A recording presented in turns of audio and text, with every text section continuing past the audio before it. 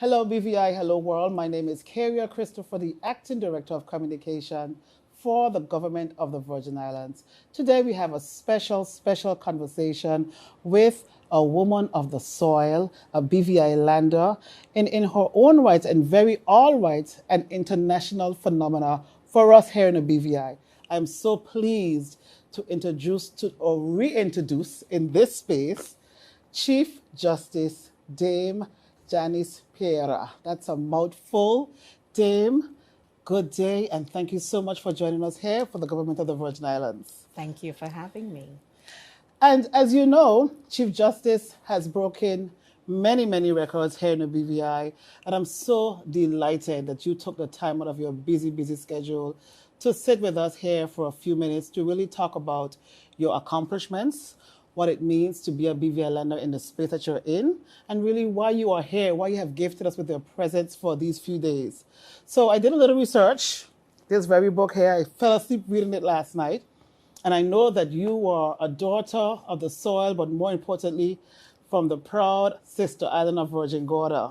Yes. Talk to us a little bit about you growing up in Virgin Gorda. Based on the book, it says Virgin Gorda had about 200 to 300 people at the time. How was that for you? Oh, it was wonderful. It was like having a large family, relatives, friends. We lived amongst each other in terms of, villages, neighborhoods. And it was the time when I think they said villages raise the child. I believe I was raised by the village. So in my research and what I read, you were always very gifted. You came from a household with arts and music, and so you had that in your bloodline, but you are academically always above the rest. And so I saw that you were valedictorian at one point, and you're here today.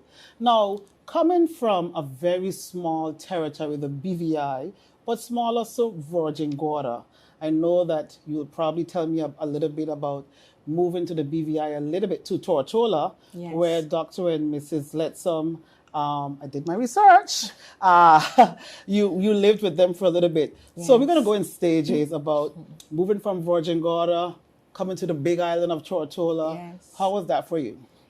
It was exciting, to say the least. I was really looking forward to, as it were, coming from the smaller island to the bigger island, getting to know children that, of course, I didn't know before. Yes.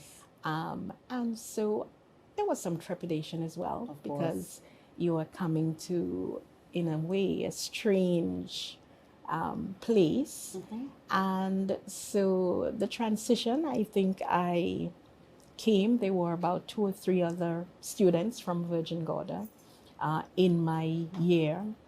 And I think in a short time, we were able to really become, I became comfortable with my group. Okay. And so we did the usual things that children would do. Sometimes maybe get into a little bit of trouble as well with teachers. Yes. But it was a very positive experience I think I had going to high school in Tortola. So the transition, yes, at the beginning was just very different. But I think just looking forward to thinking that it would mean something more for me in terms of opportunities and what can be done with those opportunities, even, at that age. So from that age, you understood the need to take yourself out of your comfort zone, having leaving the warmth, for lack of a better word, of your parents. And I was so happy to read that you came from a 2-parent household. You had your sisters and your brothers. So it was really almost like the perfect family in the sense that you were very comfortable in that space. And so at a very young age, you were able to come to Tortola, transition very easily, well, maybe easily on paper, but I'm sure it took some emotional adjustment. Yes. And then you were also valedictorian here? Yes. Now yes. tell me about that. Virgin Gorda now coming to Tortola and topping the class now. How was that received? I felt that it was received very well. I would tell you, when I entered, I think it was the first perform in my school. That was a year where you're being tested. Yes. I met the students, and I think I remembered an older school teacher in my primary school was saying, you were doing first in North Sound. Yeah. You're coming to the Big Island now, and you're going to meet, some of the students, which was right. My first term, I recall, I came second, and I thought, that's a challenge, so I have to really do better than that. Oh, so you were overachiever. So I made sure that, yes, I'm going to study hard and really become first in my class. Now, one of the reasons that I invited you here today is because you have, I want to find something better to say than set records. Yes. Because you have certainly placed the BVI on the map within the legal fraternity. So having to now make a second transition at 17 years old into UWI, very young, so young that you were challenged in terms of not being able to get a scholarship because they thought you were so young. Yes. And so you're down in Barbados, I believe. Yes. With all of the top people who now you're definitely now competing, and based on what you're saying, you've always been very academically inclined and you wanted to always be on the top. So now you're regionally competing. Did you feel a sense of pressure having to continue on that streak to always remain in the top of your class, be almost a perfect child then? Well, I wouldn't say sort of a perfect child, but I could tell you, I think the transition, let us say, from, high school to university was very, very different. Yes. You're, as it were, in charge of yourself. Nobody says to you, well, this is your homework, this is what you must study. Right. And so the first year, because we were going to university anyone from the Virgin Islands at the time would have been going on O levels. Yes. And many other students would be at A-level institutions and coming into the university. And so that was a bit of a difference, going to university and not having A-levels, but you're basically seeking to do in 1 year what you would normally cover in 2. And learning that I have to become disciplined for myself. Yes. I have to really go to the library, do all of my research.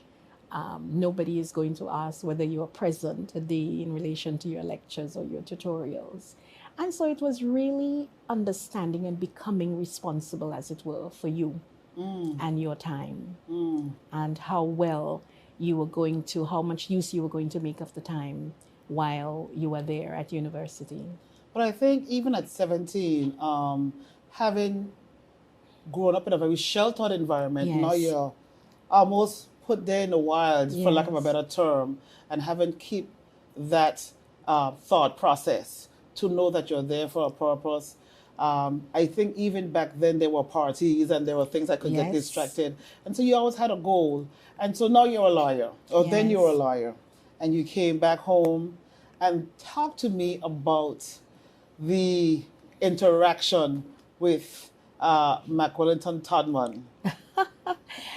He, I think, was a great mentor. Yes. I will tell you, though, at law school, basically, you would have what they called internship programs, which was a part of your curriculum, returning, during the course of your 2 years. Yes. At the law school, and you would be, as it were, assigned to a firm for the summer. And I recall the very first summer that I returned, I really couldn't find a local firm who would take me on to. Was it because of your youth, because you were a female? What do you think that was? I think at that time it seemed new. And I suppose, a female sort of returning, and it was simply not, I suppose, what was done at the time. But I was able to become assigned to a law firm, which was at the time Harney, Westwood and Riegels. Yes. And so I did my internship training with them, in fact, more than once. And I'm really grateful for that opportunity that was given. Yes. There is a process that it takes from being, and I'm not great in the legal fraternity. I probably would never be a lawyer because I don't know what I'll do if I lost. I would not handle it very well. But there is a process, a Yes. very detailed process, LLB, LLM, and I'm going to call all those letters to the back of your name in a minute. But I need to understand where you got that confidence. I know you're smart. We know you're smart, but it takes some confidence to say, I think I can be Chief Justice. Talk to me about how that transitioned and where you're at today. How was that process for you? Okay. Well, first of all, I don't think that I set out at any time thinking that I wanted to be, Chief Justice. In fact, when I decided that I would go on the bench, I, before that, was in private practice, and I really didn't give a lot of thought to becoming a judge.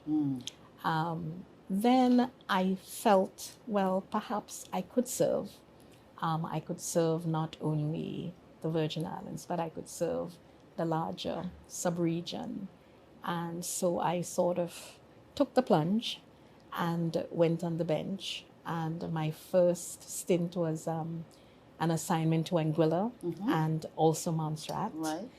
And I found it satisfying, simply being able, as it were, to take decisions in ways that you realized affected people's lives, and being really attuned to the fact that the decisions you make are decisions that are impacting a person, a party, whether they're children, women, men, companies.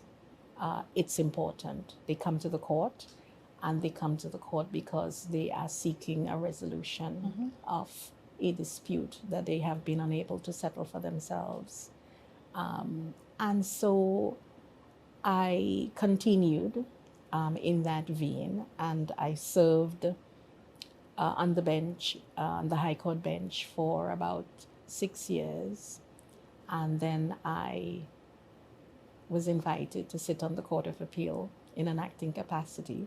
I suppose they felt I was doing pretty okay. And then I was appointed in January of 2009. Now, people will look at you, and maybe younger people will say, oh, I want to be a judge when I grow up. Yes. And aesthetically, for the vision of what we see when we sit here, the folks here in the production, we see a very poised woman.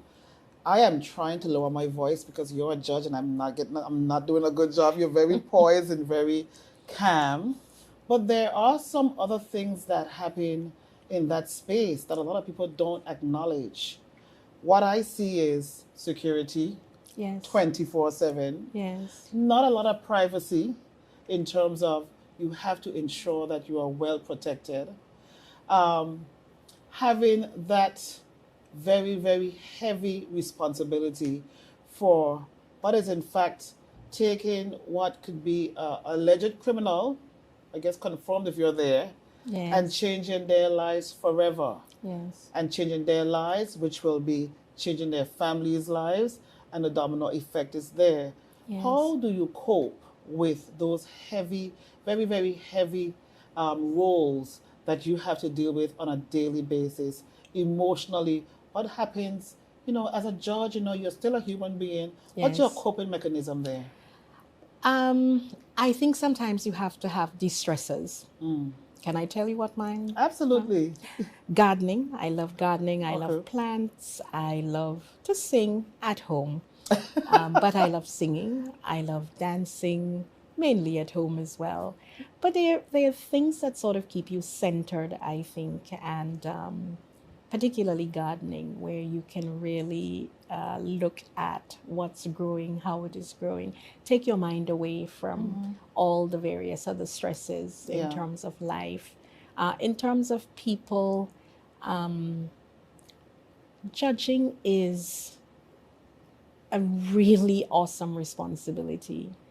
I think anyone who takes on the role of a judge or an adjudicator, it's awesome, particularly when you're dealing, for example, with persons who are coming before the court in relation to crimes. Yes. And the power basically where you may be sentencing and you know that you have the power to take away that liberty. Those kinds of cases, they tend to keep you up at nights. Of course. Because you want to ensure that you're being fair. At the same time, you want to ensure whether the type of sentence you pass is what is adequate in terms of reflecting the kind of crime. You want to think about how do you protect society Yes. from elements that may be harmful in the society. So all of those factors, and therefore, what can you do? What is it that you can, as it were, structure to ensure that the best sentence, the less, the least in terms intrusion.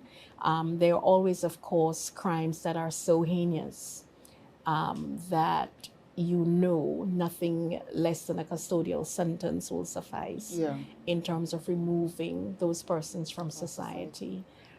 When it comes, I think, to children who are vulnerable, you want to see how you can mold, whether it's a sentence, but how can you basically help that person to rehabilitate, to realize that there are many other positive things that they can be doing, particularly at a time such as now when there are so many other factors and things that can basically pull them away from other positive points in their lives. Now, having to be the Chief Justice for the entire Eastern Supreme Court, your job not only impacts a particular island, but the entire, that's a big deal. Some may say that there are persons who are not able to be rehabilitated and we should invoke death sentences because, as you know, I don't know if crimes are worse or social media has given us access quicker that we see some of the outrageous crimes that you never thought would happen. Yes. What would be your thoughts on, increasing? Because I think in Caribbean as a whole, we are a very loving community. Everybody knows everyone. Yes. And so I want to say that is a reflection in most Caribbean islands. So do you feel any pressure to put stricter sentences on repeat offenders? Or do you really feel that the system is actually, as it is now, working and there are people in there now to rehabilitate, especially repeat offenders? When it comes, I think, to repeat offenders, sometimes we have to really stand back and really sort of try to go beneath what are the root causes of why an offender may be returning to the court. And invariably you may find broken homes, not sufficient support, not sufficient education, economic hardships. There are so many things that can really cause persons to return. For example, you may have persons who may have broken and entered, stolen. They may do it over and over, and they are in custody. And each time they return, they are in custody and they will do the same thing again. Yes. The question sometimes is this: they return, but what as a society have we done in terms of helping those persons to rehabilitate? We tend to stigmatize those persons, so there's difficulty in looking or getting another job or really finding employment. So the next step is that they will be hopeless. They will return sometimes to what they know. And then you do have those crimes where they are simply just heinous. And you know that those are persons who you really have to protect society from. But I think as societies, we can do more in relation to particularly young people, children who are coming into conflict with the law, and finding alternative means of steering them away from, criminal activity, or getting involved in groups with peer pressure, which tend to simply escalate. Understand. There are times you do see where persons are escalating from perhaps a petty crime to something more and more. And, you try to really inquire as to why that is. Some of them, again, broken homes, no role models, all these things tend to impact persons' lives. As a proud Virgin Islander and reigning also, you are reigning over us. Do you feel any pressure when it comes to having to directly impose anything when it comes to your country of birth? Do you feel that, and even though you're a judge, you have judge friends and attorney friends, they're still human beings at the end of the day. Yes. Do you have to pause for any moment to say, well, I'm going to be as objective as possible, and perhaps just to ensure that persons don't think because this is a BVI. I know you're a lawyer and a judge, so I'm not going to get this phrase the right way, but you know what I'm trying to say. Yes. To make sure you protect the almost the integrity of the BVI. I think in terms of, one has to look at the system holistically, whether Yeah. it's the BVI or whether it's any of the other states or territories. Because at the end of the day, what you want to ensure by any decision that you make, that you are protecting the integrity of the justice system in terms of the processes. Yes. And so it goes for the BVI as well. The fact that it may be from the BVI, you are basically trained that it is not going to enter into your mind that something special must happen. Yes. Because it's the BVI. You really begin to learn and know how to treat cases that are the same, and what really a particular case merits at any particular point in time, irrespective of the person. Of course, if there's a case which involves, let us say, a family member or a close friend, well, you will not sit on such a case because you would feel conflicted. Of course. And so, it wouldn't happen. Yes. Dame, Chief Justice, you're honorable. I can go on and on with the many, many titles that you now carry. At a very young age, persons sometimes aspire for these things all their lives. Coming from the BVI and now reigning over the entire Eastern Caribbean Supreme Court, we still have to this day, 2024, a lack of local attorneys. Yes. Why do you think that is? Yes. I'm not sure why there are not more. We do have, I think, in the BVI system, as you know, where there's a lot of commercial work on the one side, and then of course there are still the civil courts and the criminal courts.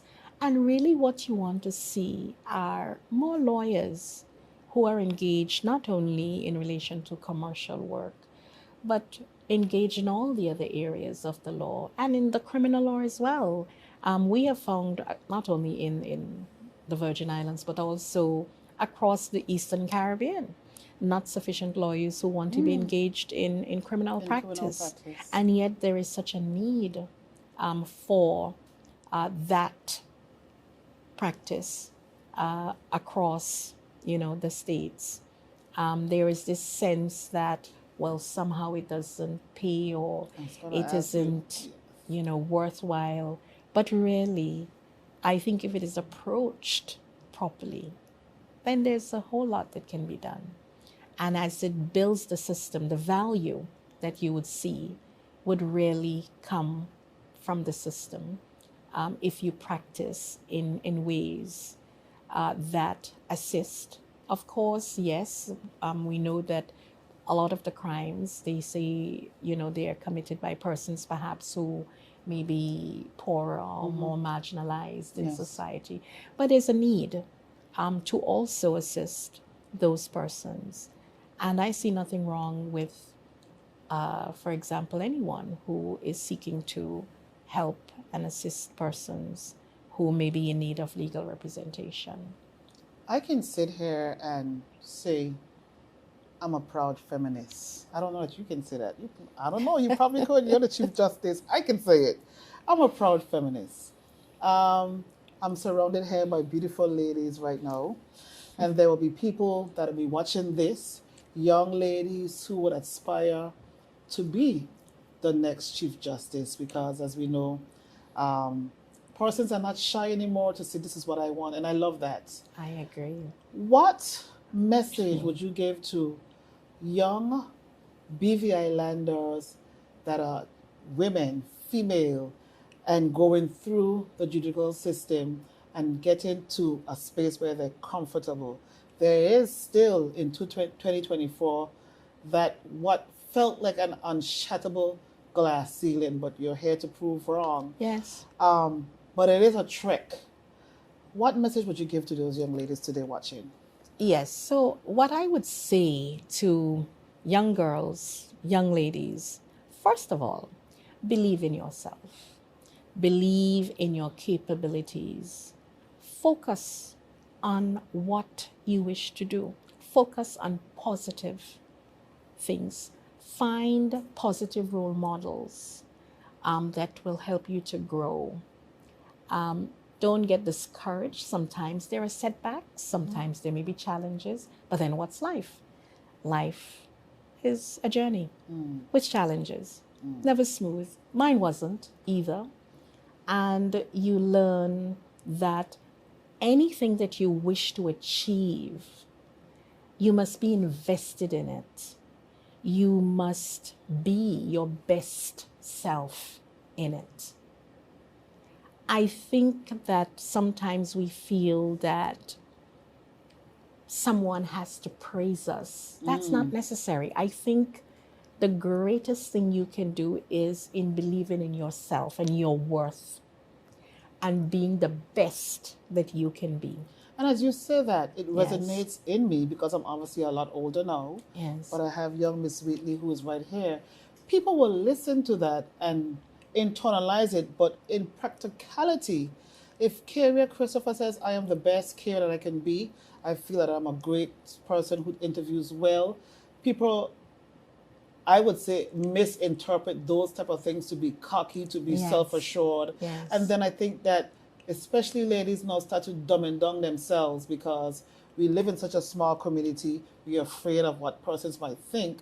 But what you are saying to me now is that's what you have to do Yes. in order to get to yourself. You should have told me this 20 years ago. I'll be a lawyer too. But Of course, you can still be. oh Lord.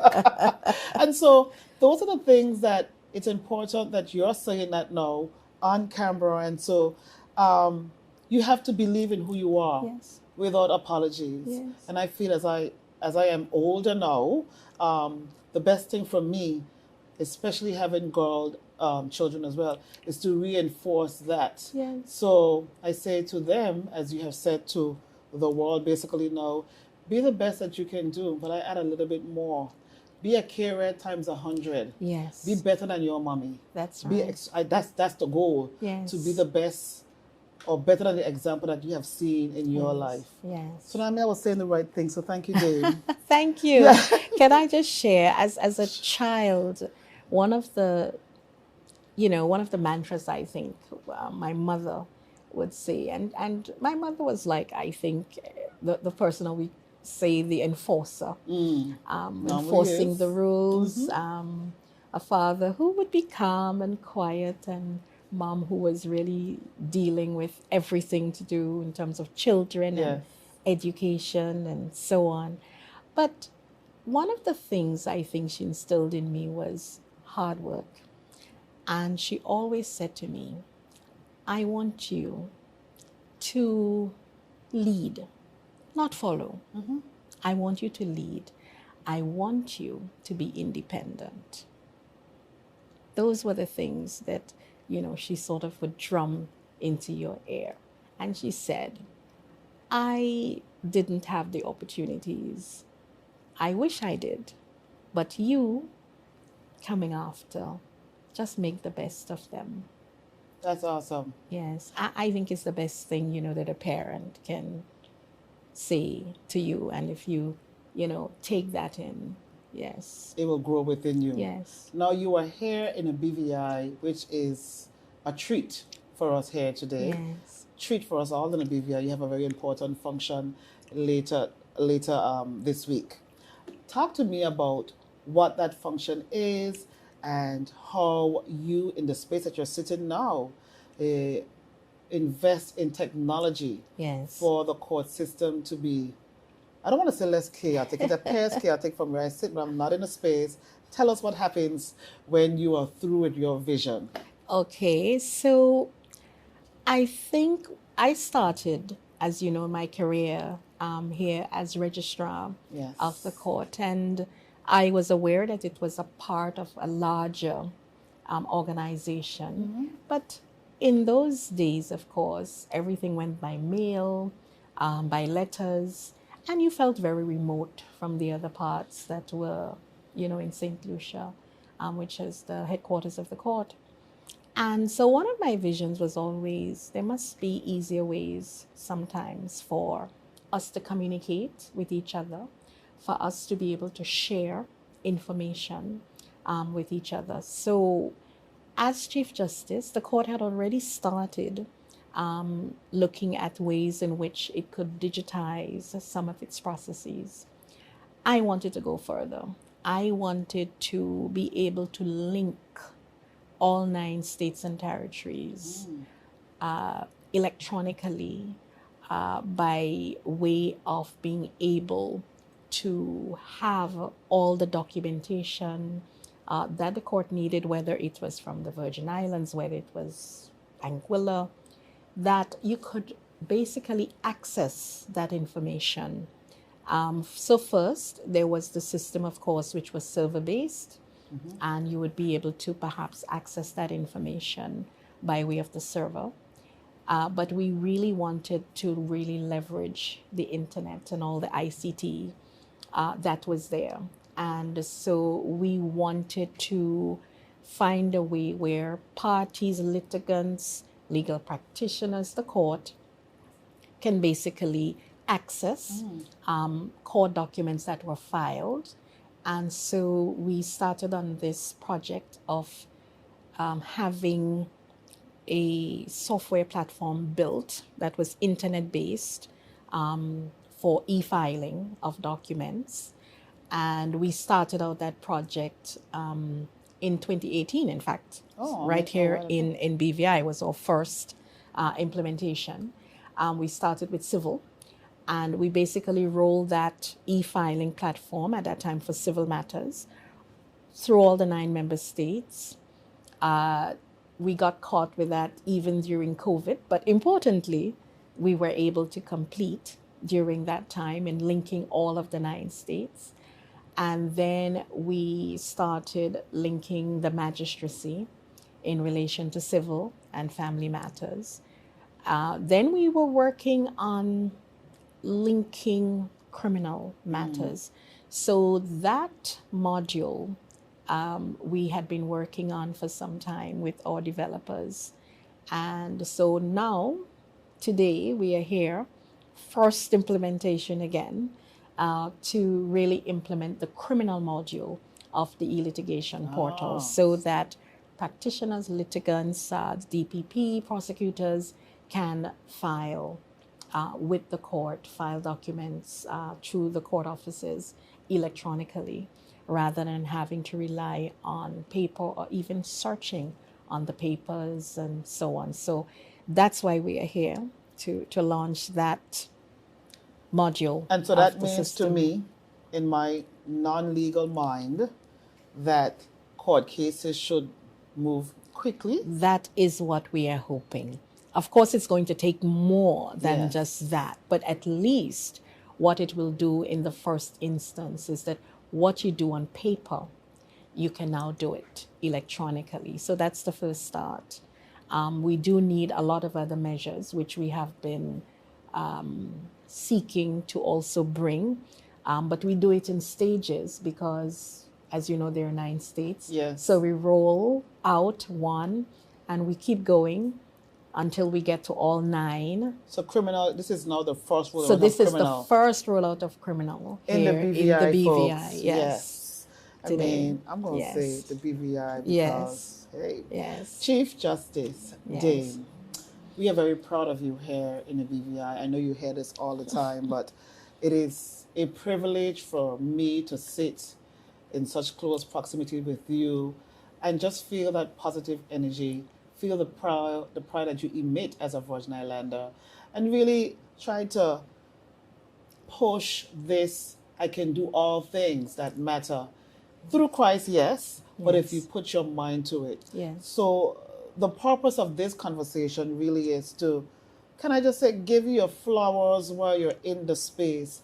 From the space of the government of the Virgin Islands, I know that all in Sun are very proud of you. Thank you. We are tremendously grateful that you took, I know your schedule is crazy, took time out of your schedule to come and have a short discussion. I wish it could be longer, but I know that there's so many things going on. Yes. And let me just shout out to your dear sister, Miss Eunice Crawford, for making this happen. Thank you. But before we leave, Yes. what message do you have for not only Virgin Islanders, but anyone in the legal fraternity in terms of that journey? We know that law school can be such a stressful thing, and sometimes people give up. And even after law school, then you have to pass the bar. And I hear that sometimes persons have to take the bar a few times before they're there. They want to give up.